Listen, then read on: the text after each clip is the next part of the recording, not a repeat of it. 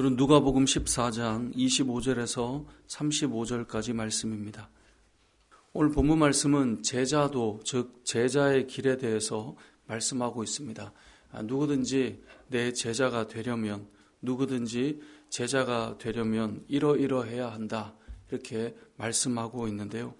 어제 말씀과 좀 이어보면 누구든지 제자가 되려면 이러해야 된다라고 하는 생각을 결국 누가 하게 되냐면 정말 하나님 나라에 대한 소망이 있는 자들이 이 제자에 대한 길에 대한 소망도 가지게 됩니다. 오늘 말씀을 들을 때 하나님 나라에 소망이 없다면 제자의 길을 가겠다라고 하는 것 자체가 성립될 수가 없죠. 그래서 어제 본문의 내용이 하나님 나라의 잔치가 열릴 때, 그 사람들을 초대할 때 누구도 참여하지 않으려고 하는 그 자들이 제자가 될 수는 사실 없는 거죠. 하나님 나라에 소망이 있는 자가 제자의 길을 가고 싶어 한다라고 하는 것이 어제 내용과 오늘 내용을 연결해 보면 그렇게 이해할 수 있는데요. 자, 그런 하나님 나라에 대한 소망을 가진 자들에게 누구든지 나를 따르려면, 누구든지 나의 제자가 되려면 두 가지가 필요하다라고 말씀하고 있습니다. 첫 번째는 내 가족, 내가 사랑하는 그 어떤 것보다 주님을 더 사랑해야 된다라고 말씀하고 있습니다. 오늘 26절에 보면 물은 내게 오는 자가 자기 부모와 처자와 형제와 자매와 더욱이 자기 목숨까지 미워하지 아니하면 이라고 되어 있습니다. 이 말은 부모를 미워해야 된다, 자녀를 미워해야 된다, 어떤 이런 개념으로 직접적으로 받아들이기보다 이걸 그 당시의 어떤 표현법인데요. 자기가 사랑하는 영역이 있죠. 그게 자기의 가정이거든요. 그러니까 우리가 살다 보면 어떤 사람을 사랑하고 어떤 사람을 품어줘야 되고 그러지만 가족은 1차적으로 사랑하는 어떤 사람의 모임 아닙니까? 그러니까 그 내가 사랑할 수밖에 없는 부모나 자녀나 형제들, 그리고 그것보다 더 사랑하는 게 뭐예요? 자기 목숨이잖아요.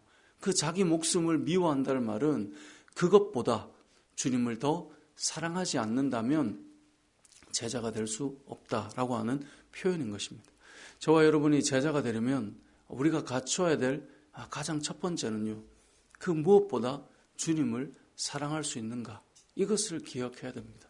여러분, 주님을 따라가는 그 길에는 정말 무엇보다 주님을 사랑하지 못하면 진정한 제자가 될 수 없다라는 거예요. 이것은 내가 가장 사랑하고 있는 가족이나 내 자녀보다 주님을 더 사랑할 수 있느냐, 내가 정말 내 목숨보다 주님을 더 사랑할 수 있느냐, 지금 이것을 말씀하고 있는 거예요. 두 번째는 제자가 되기 위해 필요한 것은 27절에 보니까 누구든지 자기 십자가를 지고 따라가야 제자가 될 수 있다는 거예요. 이 십자가는 무엇을 의미합니까? 예수님께 십자가는 하나님께서 부여하신 사명이었죠. 그래서 그 십자가를 지셨던 거잖아요. 뿐만 아니라 제자가 되려면 자기에게 주어진 다 각자의 사명이 있는데 그것을 지고 주님을 따라가는 그 사람만이 제자가 될 수 있다는 겁니다. 근데 이 십자가는 단순히 사명만을 의미하는 게 아니라 예수님의 십자가를 생각해 보십시오. 그 십자가 안에는, 그 사명 안에는 고통과 수치와 조롱과 멸시와 감당하기 힘든 그 모든 것들을 다 내포하고 있고, 마지막이 무엇입니까? 죽음이에요.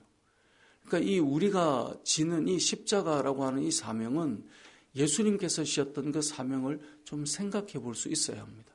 누구든지 자기 십자가를 지고 따르지 않으면 제자가 되지 못한다라고 말씀하는 것은, 여러분, 교회를 다니면서 내가 영광의 자리에 오르고 내가 좀 누군가에게 칭찬을 받고 내가 좀 누군가에게 번듯해지고 어떤 그런 것이 아닌 그 반대의 상황, 때로는 좀 억울한 조롱도 당하고 때로는 말도 안 되는 소리를 듣기도 하고 때로는 내가 이런 이야기까지 들으며 이 길을 가야 하나라고 하는 것이 사실 사명이라는 거예요.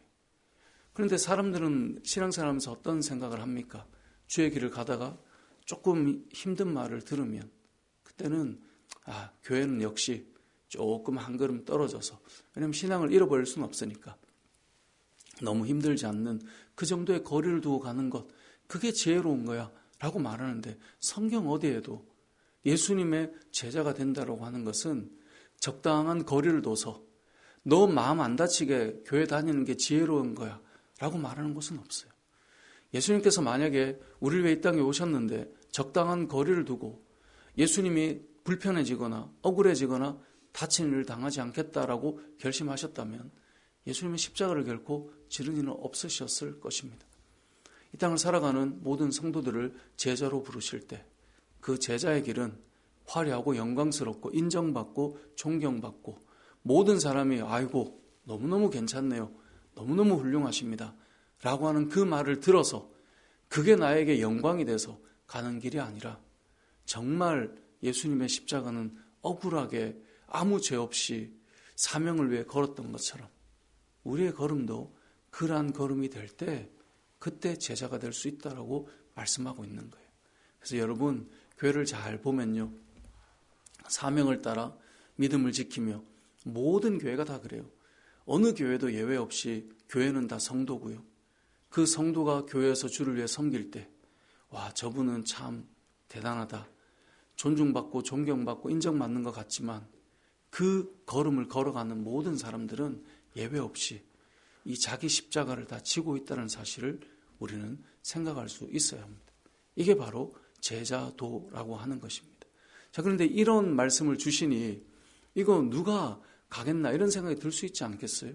아니 이왕이면 좀 더 나은 그림을 그려보고 싶고 이왕이면 내가 좀 머슴 같은 종 같은 모습이 아니라 좀 그래도 높은 자리에 앉아 있고 싶고 이게 사람 마음이라는 거죠. 이 길을 과연 갈 수 있을까라는 생각이 들 때 그럴 수 있기 때문에 예수님께서 그 다음에 뭐라고 말씀하시냐면 한번 계산해 보라는 거예요. 한번 헤아려 보라는 거예요. 이게 정말 이 제자의 길을 가는 것이 너가 생각할 때 한번 생각해보고 헤아려보고 따라갈 만한 것인가를 한번 생각해보라는 거예요. 그래서 두 가지 예를 들어주시는 거예요. 28절에 보면 너희 중에 누가 망대를 세우려고 할 때에 이 건물을 세우려고 할 때에 준공하기까지 내가 이 정도 하면 이 정도 비용이면 이걸 세울 수 있을까 계산하지 않겠느냐는 거예요. 만약에 그렇게 계산하지 않으면 29절에 기초만 쌓아놓고 능히 이루지 못하면 사람들마다 비웃지 않겠느냐는 거예요. 이런 건물을 세울 때 그냥 무작정 한번 해보자 라고 하는 사람이 어디에 있습니까? 그걸 세우려면 어느 정도 예산이 필요하고 그 예산이 어느 정도 필요하니까 어떻게 해야 될 것이고 생각을 해본단 말이에요. 그것처럼 예수님의 제자가 된다고 하는 것 그냥 무작정 가는 게 아니라 정말 한번 생각해 보라는 거예요. 정말 그게 하나님 나라를 바라보는 우리들에게 이게 당장 수치고 십자가고 어려움이고 고난 같지만 한번 헤아려 보라는 거예요. 두 번째는 무엇입니까? 전쟁을 치를 왕이 다른 나라와 전쟁을 해야 되는데 우리는 군사가 1만 명이에요. 저쪽은 2만 명이에요. 근데 1만 명이지만 계산해 봤을 때 저들과 싸웠을 때 이길 수 있을까? 만약에 못 이길 것 같으면 뭘 해야 돼요? 화친을 맺어야 되지 않을까? 그걸 헤아리지 않겠냐는 거예요. 그게 31절의 내용입니다. 전쟁을 치르는 왕이 우리가 과연 싸울 수 있을까, 이길 수 있을까를 계산하지 못한 채 무작정 싸우는 것이 어찌 백성을 위한 일이겠느냐. 그 헤아려 본단 말이에요. 여러분 마찬가지로 제자의 삶도 똑같아요.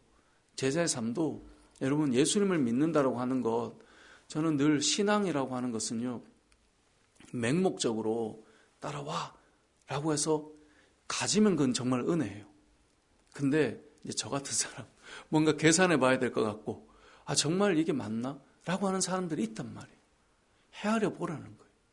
그래서 오늘 본문 이 두 가지의 이야기를 제자도를 이야기하고 건물을 세울 때나 전쟁을 할 때 계산해 보지 않겠느냐? 헤아려 봐라 라고 말씀하시면서 33절에 이와 같이 너희 중에 누구든지 자기의 모든 소유를 버리지 아니하면 능히 내 제자가 되지 못할 것이다. 자, 이 말씀하는 거예요.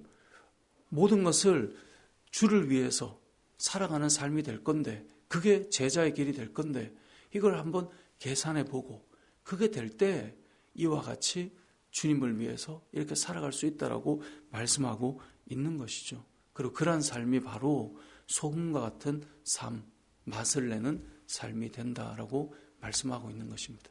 오늘 말씀을 잘 정리해 보면 이렇게 되는 겁니다. 예수님을 믿고 하나님 나라를 소망하고 있는 사람이 제자의 길로 부름을 받을 수 있어요. 그리고 이 부름 받을 때 우리에게는 무엇보다 하나님 사랑할 수 있는가? 그리고 우리가 이 제자의 길을 갈 때 나에게 맡겨진 사명을 감당할 수 있는가? 이런 생각을 해볼 때 여러분 계산해 보라는 거예요. 그게 당장 손해인 것 같고 계산이 뭐가 안 맞는 것 같아도 우리가 계산해 보니 우리에게 궁극적으로 뭐가 있습니까? 하나님의 나라가 있다라고 하는 그 소망만으로도 우리 모든 값을 계산해 봐도 우리는 사실 그 영광의 그 어떤 결과를 이 땅에서 아무리 우리가 다 값을 치러내도 그 영광스러움에 비교한다면 아무것도 아닌 거예요. 그래서 로마서 8장 18절의 말씀에 보면 우리가 이 땅에서의 어떤 값을 치르는 것, 이 땅에서 어떤 고난은 잠시 이 시간은 장차올 영광과 비교할 수 없다라는 거예요. 계산을 해보면 그렇다라는 거예요. 그래서 우리의 인생이 우리의 모든 것을 주를 위해 살고 쏟아부어도 우리가 이 길을 갈 수 있다라고 느끼게 되는 것이죠. 여러분을 하나님께서 부르실 때에 단순히 구원함을 넘어서 예수님의 제자로 부르실 때에 여러분 그 부름에 어떻게 여러분은 반응하시겠습니까? 여러분 한번 헤아려 보십시오. 헤아려 볼 때 주님께서 이 말씀을 헤아려 보라. 이건 예수님께서 어떤 자신감으로 말씀하는 것이겠습니까? 한번 더 계산해 봐라. 너가 한번 계산해 봐라. 그 하나님 나라의 영광을 생각할 때 이 땅에서의 이 제자의 길이 과연 어떤 것일까? 한번 생각해 봐라. 너에게 주어진 그 모든 것을 주를 위해 다 버린단 말이 사용한단 말 아닙니까? 주를 위해 다 사용할 때 그것이 과연 손해인지 한번 생각해 봐라. 그 하나님 나라를 바라보는 자들에게 우리는 어떤 삶을 살아갈 수 있는가? 이것을 우리가 좀 생각해 보고 오늘 본문의 내용처럼 맛을 잃어버린 소금이 아니라 여러분의 삶 속에 정말 예수 그리스도의 향기가 나고 그리고 음식에 맛이 나듯 그리고 부패한 그 음식들을 부패하지 않도록 음식들을 막아서는 소금과 같이 이 땅을 살아가는 진정한 믿음의 삶, 제자의 길을 걸어가는 저와 여러분의 삶이 되시길 주님의 이름으로 축복합니다. 아멘.